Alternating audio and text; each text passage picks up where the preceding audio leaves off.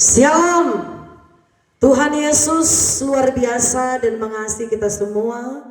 Karena kalau kita bisa ada hari ini, saya percaya dan saya yakin itulah kasih Tuhan yang boleh Tuhan nyatakan dalam hidup kita.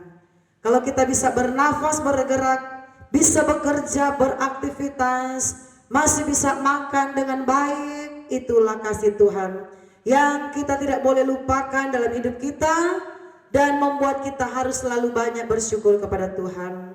Tema firman Tuhan yaitu Tuhan Yesus mengingat kita.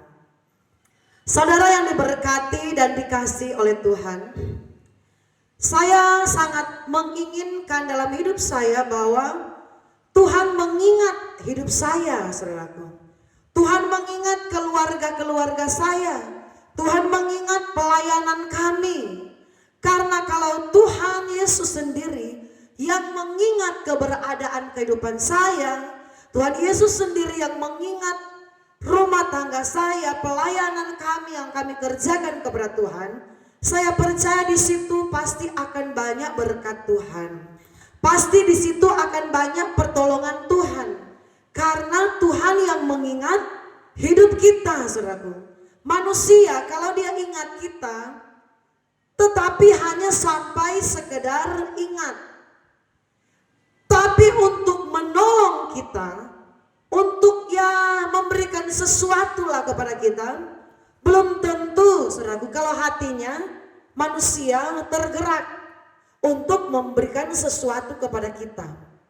Tetapi kalau Tuhan yang mengingat keberadaan kehidupan kita, itu bukan hanya sekedar diingat seperti yang manusia lakukan kalau manusia ingat.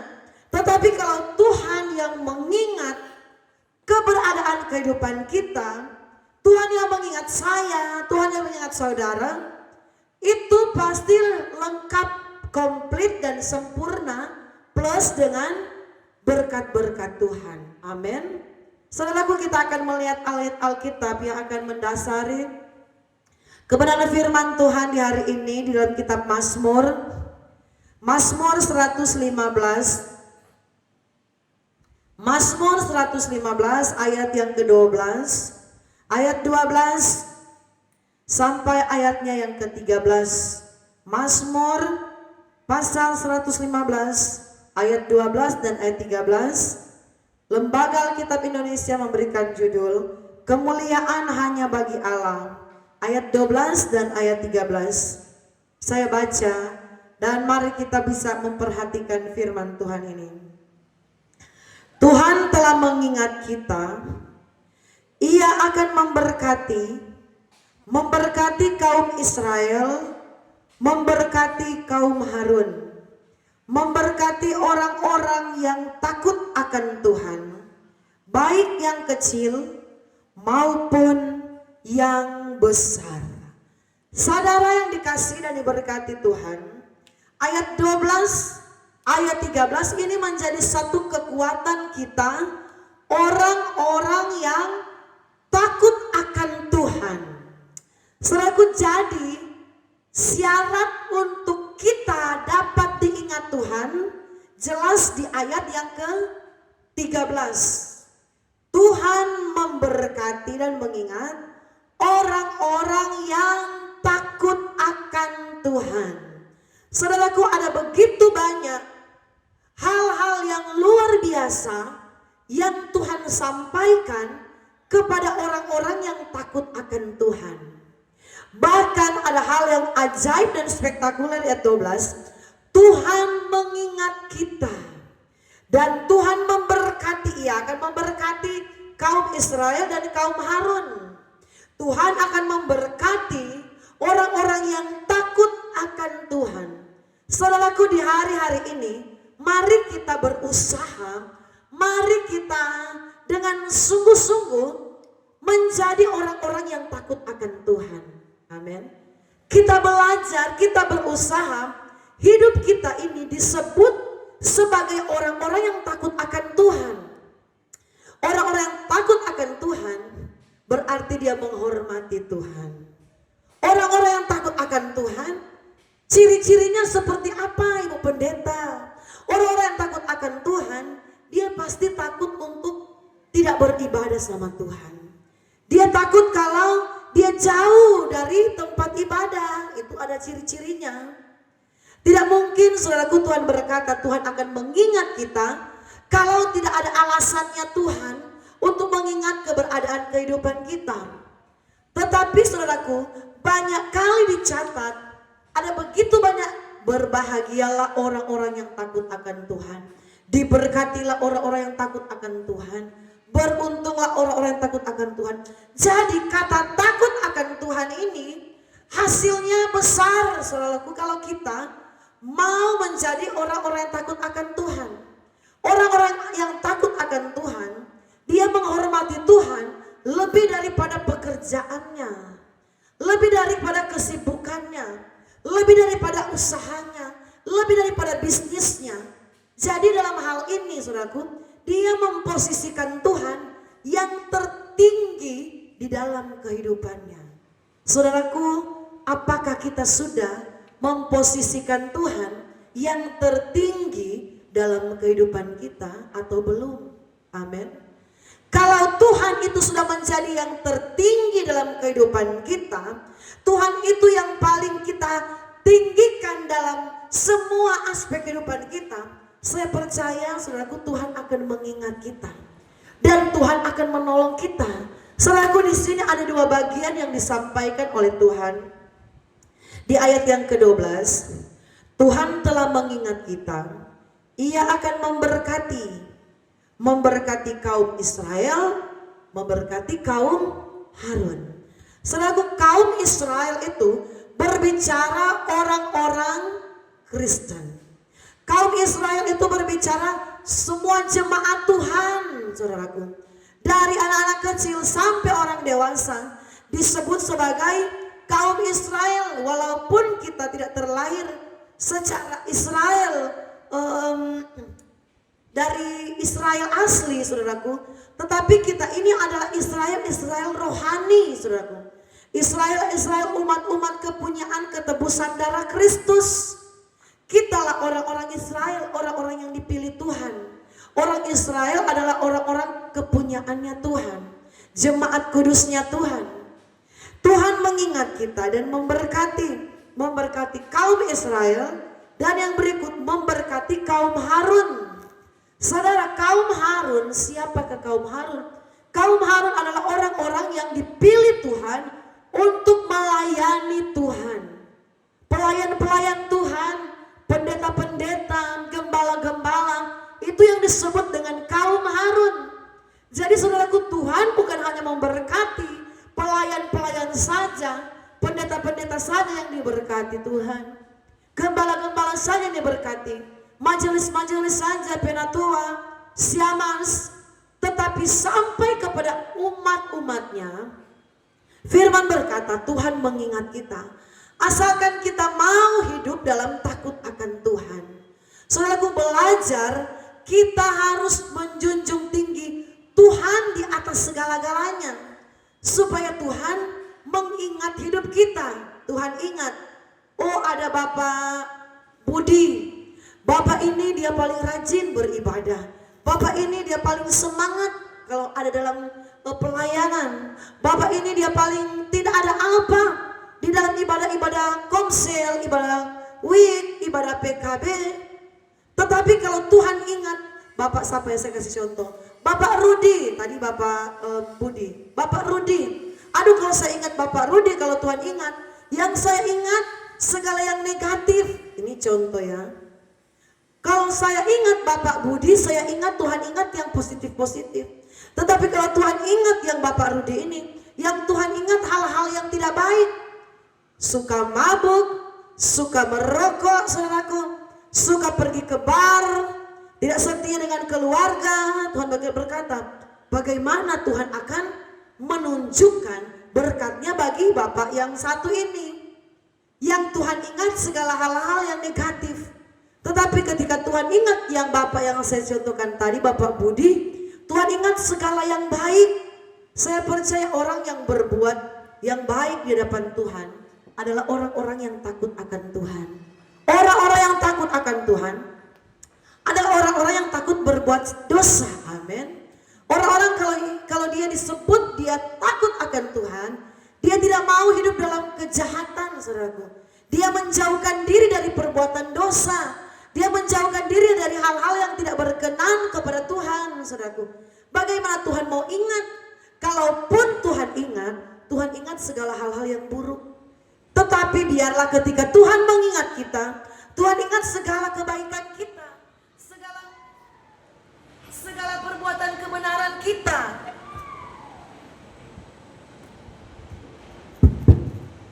Biarlah ketika Tuhan mengingat kita, Tuhan mengingat segala perbuatan kebenaran kita. Bahkan saudaraku, kalau kita baca di ayat bagian atas, ayat 9, hai Israel, percayalah kepada Tuhan, dialah pertolongan mereka dan perisai mereka. Tuhan ingatkan, hai Israel, percayalah kepada Tuhan, dialah pertolongan mereka dan perisai mereka. Bagian di ayat yang ke-10, hai kaum Harun, percayalah kepada Tuhan, dialah pertolongan mereka dan perisai mereka. Jadi orang-orang yang akan diingat oleh Tuhan adalah orang-orang yang percaya kepada Tuhan. Kalau tadi orang-orang yang takut akan Tuhan, hal yang kedua ialah orang-orang yang benar-benar percaya sungguh-sungguh kepada Tuhan, yakin betul kepada Tuhan, tidak meragukan kuasa Tuhan, saudaraku. Banyak orang-orang dia memulai tahun yang baru ini, mereka percayakan pekerjaan mereka, usaha mereka, karir mereka kepada akal pikiran mereka sendiri. Tidak mempercayakan hidup kepada Tuhan sumber segala-galanya. Mari percayakan hidupmu kepada Yesus Kristus, Tuhan Allah yang mampu memberkati hidup kita. Jangan percaya, oh saya kan punya modal yang kuat, modal saya miliaran, ibu, pasti saya akan maju, pasti bisnis saya akan bertambah-tambah. Oh berarti kita sementara mempercayakan usaha kita kepada modal kita yang kuat. Saudaraku, modal setinggi gunung sekalipun, uang kita yang berkarung-karung sekalipun, kalau kita tidak mempercayakan hidup kita kepada Tuhan, segala modal kita yang kita anggap bisa untuk membuat usaha kita semakin berkembang dan bertambah, itu akan habis di tengah jalan. Karena saudaraku, kekuatan kita sebagai orang percaya ialah Yesus, amin. Bukan kekuatan kita ialah modal kita, saudaraku, deposito kita, tabungan kita. Tetapi orang yang membuat Yesus sebagai tempat dia berharap, dia percaya benar kepada Tuhan, dialah yang akan diingat oleh Tuhan. Kalau sudah perhatikan ayat 9 dan 10, hai Israel, percayalah kepada Tuhan, dialah pertolongan mereka dan perisai mereka.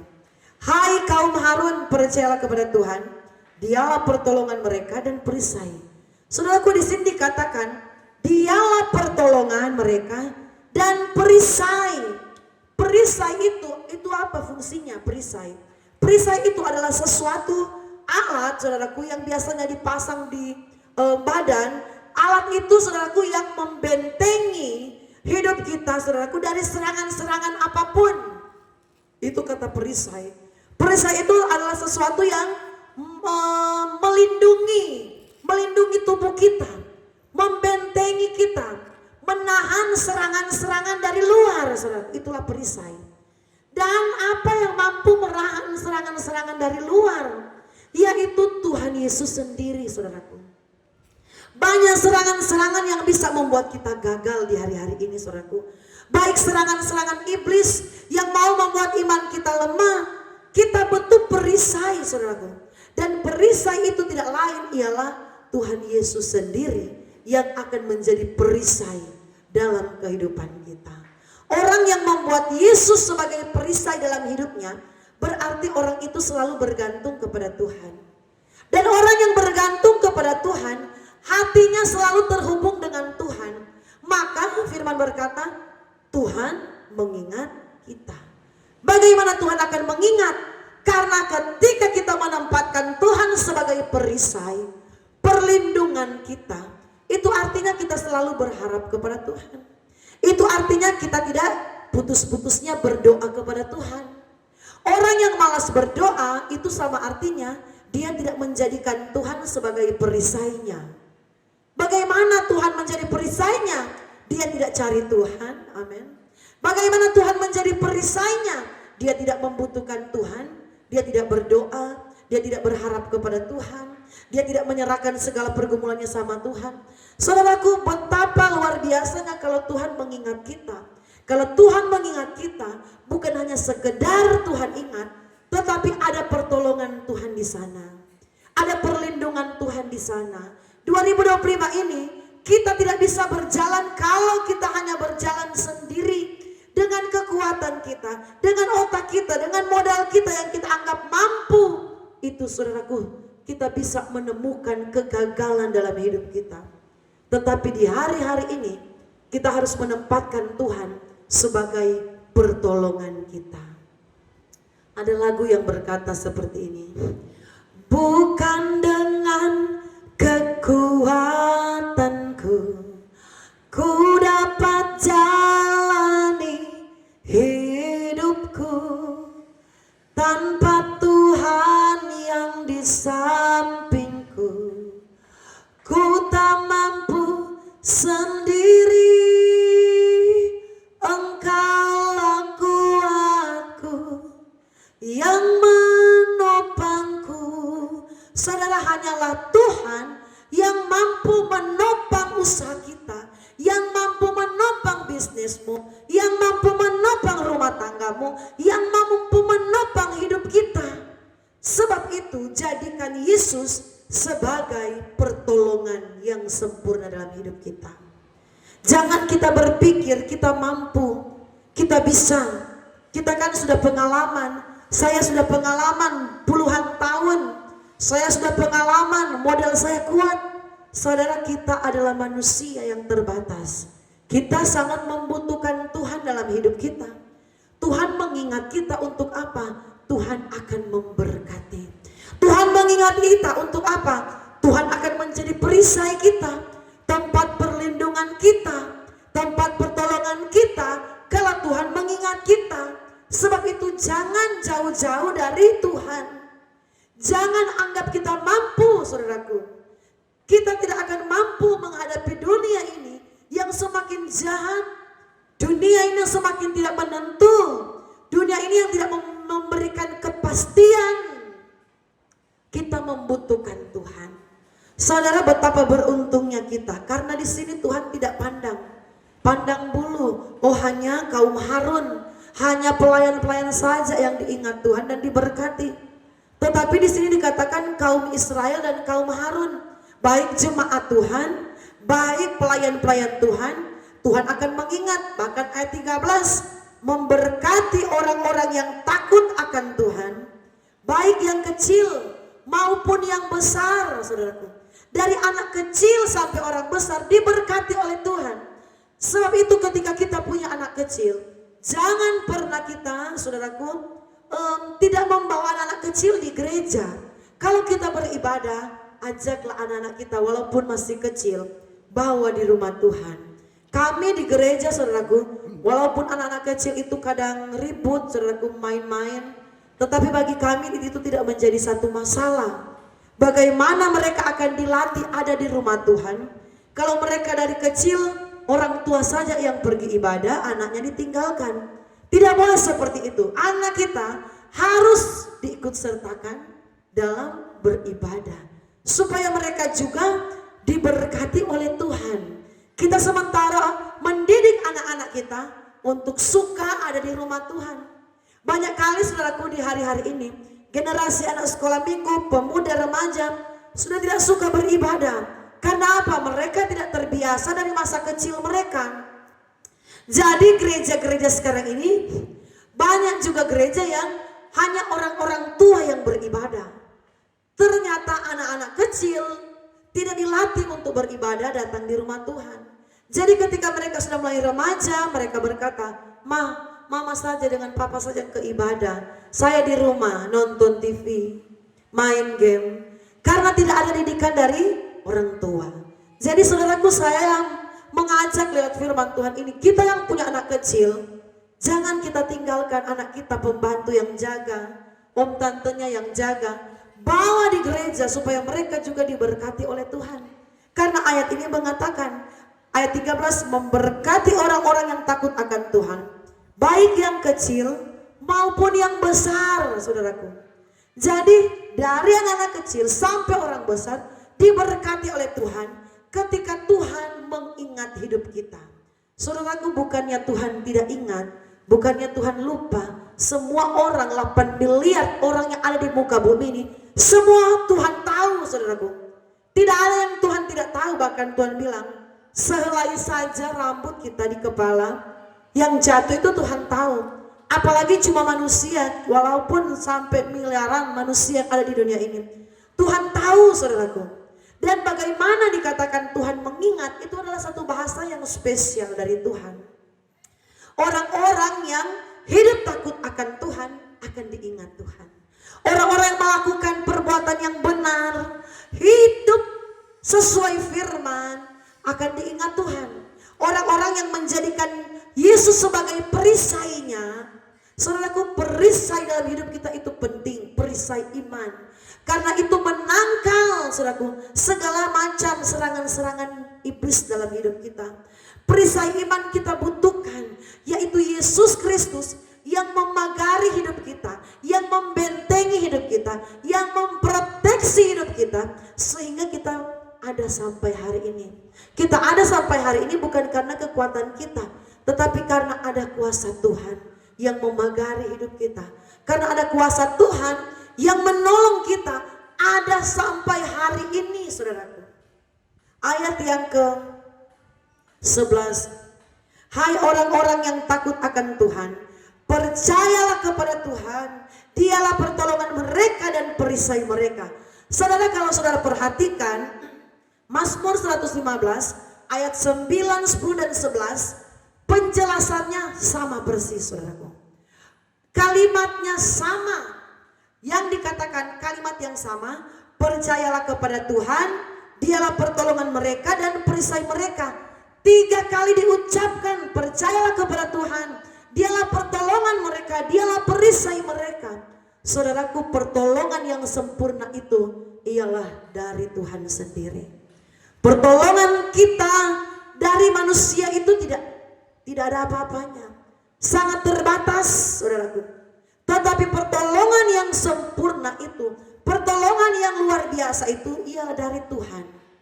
Jadi saudaraku, intinya jangan kita menjauhkan diri dari Tuhan. Karena orang yang dekat dengan Tuhan, dia yang cepat, dia yang duluan ditolong oleh Tuhan. Amin. Tapi orang yang menjauhkan diri dari Tuhan, menjauhkan diri dari ibadah-ibadah, menjauhkan diri dari jam-jam doa, tidak suka memuji Tuhan, tidak suka baca firman, kita sementara menjadikan diri kita menjauh dari Tuhan, saudaraku. Ketika kita menjauh dari Tuhan, kita tidak akan melihat pertolongan Tuhan. Saudaraku, hari yang berjalan ini bukan akan semakin baik, tetapi saudaraku, kita diperhadapkan dengan tantangan akhir zaman. Kita diperhadapkan dengan dunia yang semakin acuh tak acuh, dunia yang semakin cuek, kasih yang semakin dingin, orang-orang tidak lagi saling memperhatikan, orang-orang tidak saling lagi membantu. Hidup dalam kasih itu akan semakin berkurang, akan semakin dingin, kata firman Tuhan. Jadi kepada siapa lagi kita akan melihat pertolongan terjadi dalam hidup kita selain kepada Tuhan, saudaraku. Selain dari Yesus sendiri. Ketika Yesus mengingat kita, oh, dia adalah orang yang setia. Ketika Yesus mengingat kita, dia suka memuji Tuhan. Ketika Yesus mengingat kita, dia rajin berdoa. Ketika Yesus mengingat kita, dia setia dalam kerja bakti. Ketika Yesus melihat kita ada hati yang mengasihi Tuhan. Oh, hati yang rela berkorban untuk Tuhan. Tidak suka mengeluh dalam pelayanan. Tidak suka bersungut dengan Tuhan. Tidak suka mempersalahkan Tuhan. Tuhan tahu, saudaraku, orang-orang yang seperti itu. Pertolongan dari Tuhan itu adalah pertolongan yang ajaib, saudaraku. Lagu berkata, ku pandang wajahmu dan berseru, pertolongan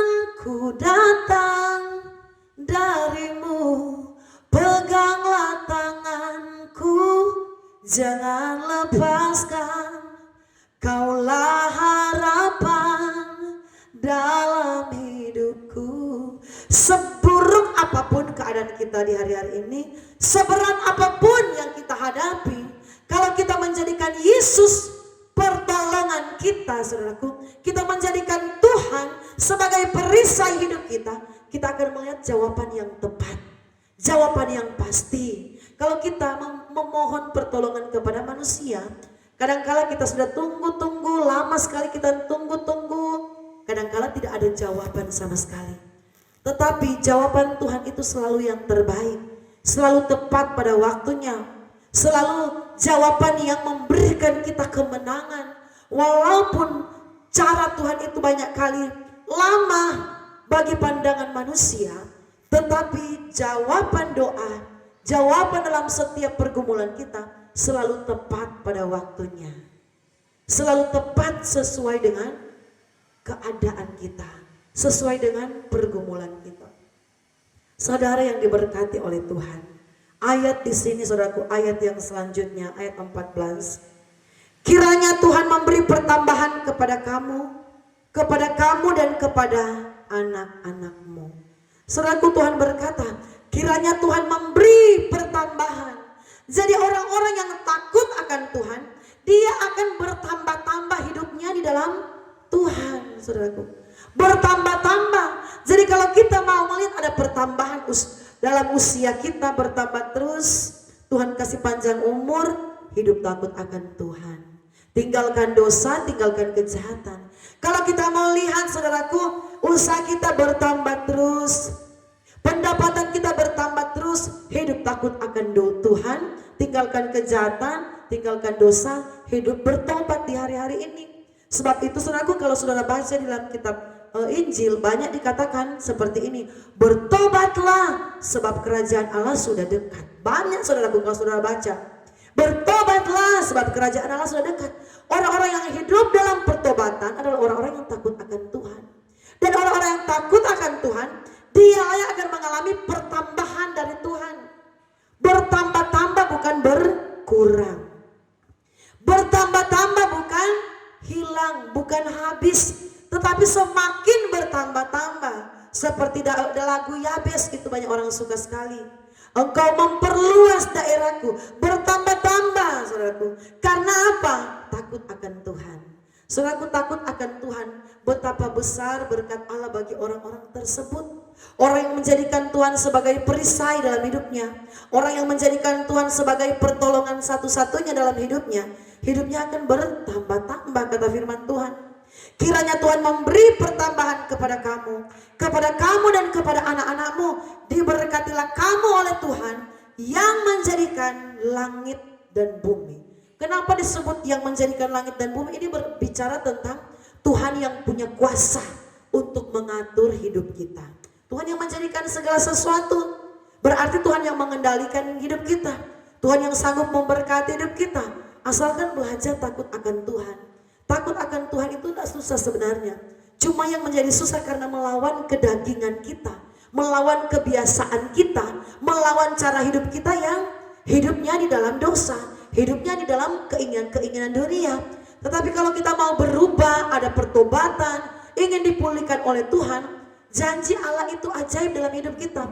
Meskipun dunia ini semakin sulit, meskipun dunia ini semakin tidak menentu, tetapi kalau kita belajar takut akan Tuhan, orang-orang yang takut akan Tuhan, firman berkata, anak cucunya tidak meminta-minta, saudaraku. Orang yang takut akan Tuhan hidupnya dipelihara Tuhan. Walaupun ada begitu banyak kesulitan di hadapan kita, tetapi kalau kita takut akan Tuhan, berkat Allah turun menjadi bagian kita. Mari saudaraku, di hari-hari ini, ketika Tuhan mengingat kita, Tuhan mengingat segala pergumulan kita, Tuhan jawab segala pergumulan kita. Belajar takut akan Tuhan, lawan kedagingan kita, lawan segala, saudaraku, dosa-dosa kita, tinggalkan. Hidup dalam pemulihan, hidup dalam pertobatan, saudaraku. Supaya apa? Supaya tidak ada yang menghalangi hidup kita mengalami pertolongan dari Tuhan. Tidak ada penghalang yang membuat kita tidak menerima janji Tuhan. Karena penghalang itu kita sudah tinggalkan.